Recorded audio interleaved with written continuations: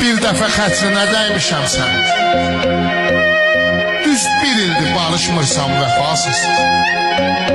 Zalim adamlara tənə vurursan. Heç özündən danışmırsan vəfasız.